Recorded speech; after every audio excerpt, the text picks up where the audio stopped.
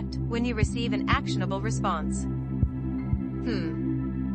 Interesting idea.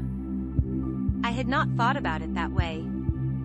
You cannot get a clear answer from unclear question. You are giving me a lot of information. I want to be sure I understand what you are telling me. Any time in life you're tempted to think, should I do this or that? He suggests asking these alternative questions. Is there a way I can do this or in that? 43. Before you can lead, manage, or team up effectively, you must comprehend the mindsets of the people with who you deal.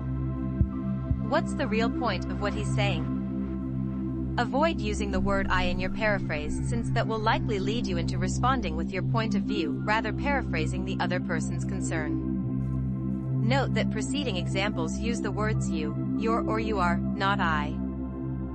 In the final analysis, the most important decisions we make, what career to follow, what job to take, who to marry, which house to buy, are based on or at least strongly influenced by our feelings. We may affirm absolutely that nothing great in the world has been accomplished without passion. And David Hume, considered by many the greatest of Enlightenment scholars, claimed that although reason guides ideas, math, logic, and fact, reason is incapable of moving us act. Only emotion stirs us to action. Recent scientific investigation of positive emotions has created impressive evidence of the powerful impact that emotions like happiness, intimacy, love, contentment, honesty, courage, confidence, and optimism have on people's health and longevity, as well as on their overall well-being and life satisfaction. Reading people's feelings is a key listening skill and a strong contributor to a good life. They're also more successful at work and in romantic and family relationship.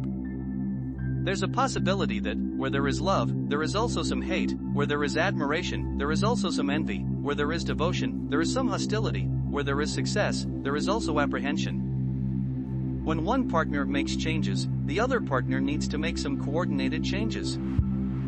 Carl Roger emphasized that respect, empathy, and genuineness are three conditions that undergird quality listening. Respect is the foundation. Empathy demonstrates caring and informs connections with the speaker. Genuineness is being your true self, interacting without pretense. Respect is the key that opens the door to the other's mind and heart. Small acts of respectful engagement infuse a relationship with greater energy while at the same sending signals and modeling behavior that gets picked by others. We all have a general sense of what genuineness means: being natural, open, and honest with others. It is presenting yourself as you really are, not as you think should act. The remaining days and years of your relationship will be much more harmonious when you demonstrate respect for the other person, even when he has been talking disrespectfully and angrily to you. Many social scientists consider empathy to be the most important quality for success in life.